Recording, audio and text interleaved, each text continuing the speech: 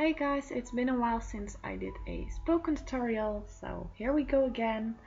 As you can see, I start with a already filled in canvas because I wasn't happy with the painting, but you can just use a white canvas or like paint it completely black before starting, and then you can just follow along with the rest. So I start out with a very light blue, and around that I follow up with a darker blue. The names of the colors I use are left on the screen. You don't have to use the exact same colors, but to make it easy for you. And like completely on the outside I use phthalo blue.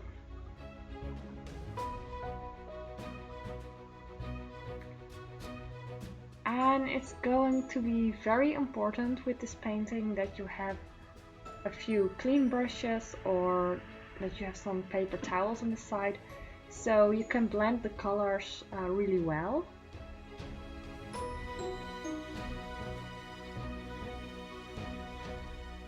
And what I always do is blend from light to dark, because it's far easier to make a painting too dark than to make it lighter again, which we have to do, as you can see. So I repeat these first steps a few times.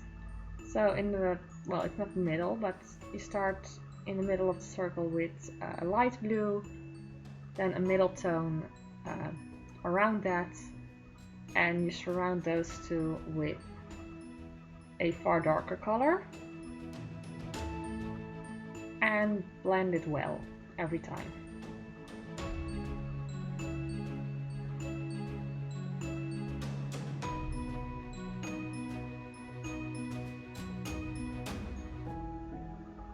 To make it easy for yourself, use not too thin layers, because thin layers of acrylic paints dry very easily and that makes blending difficult.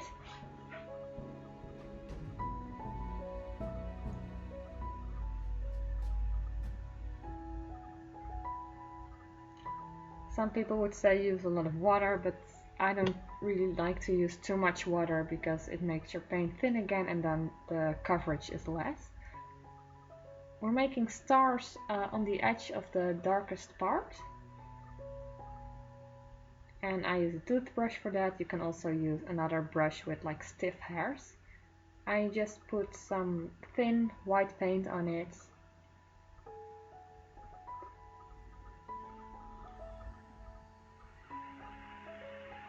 I want my planet to be pink. I really don't know why, because I hate pink. And what you do, you start out on the darkest side, or the side that you want darkest, and then you blend it in with the white paint that you use as a kind of blank canvas for your painting.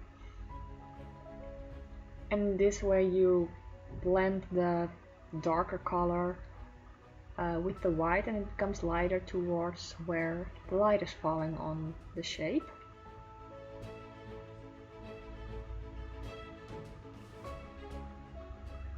And you'll probably have to do a few layers and a few corrections, but that's normal.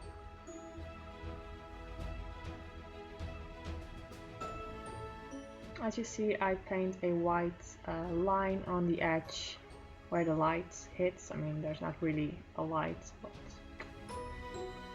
or well, a source of light. But we imagine things, and I imagine there's a lighter part. And on the opposite of the lighter part, you put the shadow. And I always make shadow with the original color and then the color that's on the opposite of the color wheel. Sometimes I add in a little bit of black, or sometimes I lighten it a little bit, and you blend that with the object that you were already painting. So the planet's going to become a little bit darker and the shadow is going to become a little bit lighter.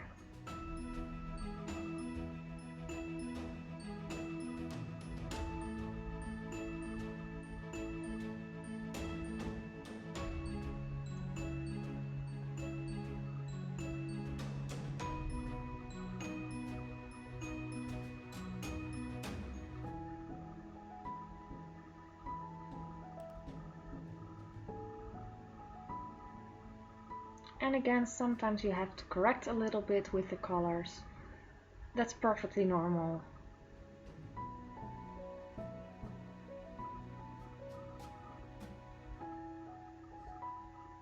And then you have to blend a little bit again, so transitions become smooth.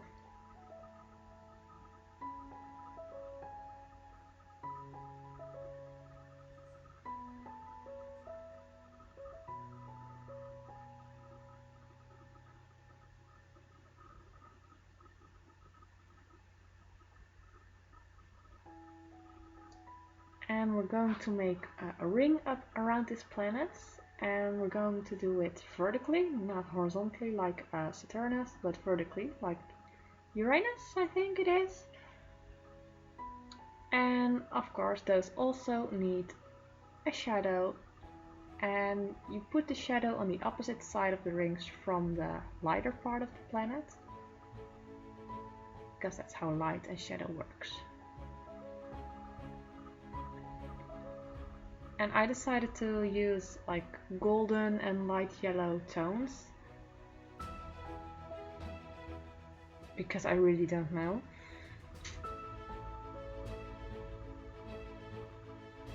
But you're free to use your own colors. It is nice if they contrast a little bit, or at least are different, so that you can actually see them and it's not kind of a blur of the same color.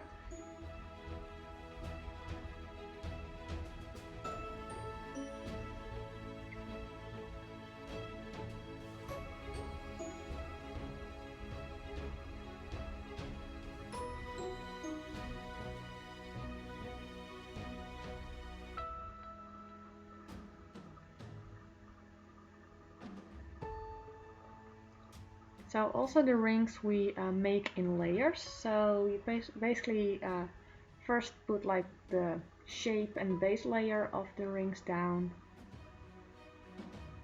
and then you fill them in a little bit darker here and some extra highlights there. Of course, put the highlights where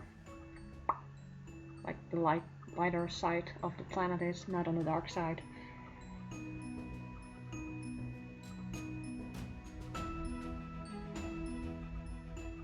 And then make some rings a little bit lighter, and well, I used the darkest color in this case, but I also put some very dark lines within the rings, and this gives it a little bit more of a lifelike and 3D-like appearance.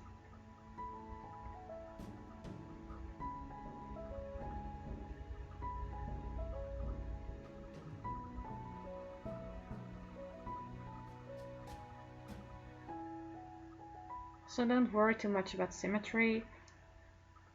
If we want a perfect picture, we take a photo.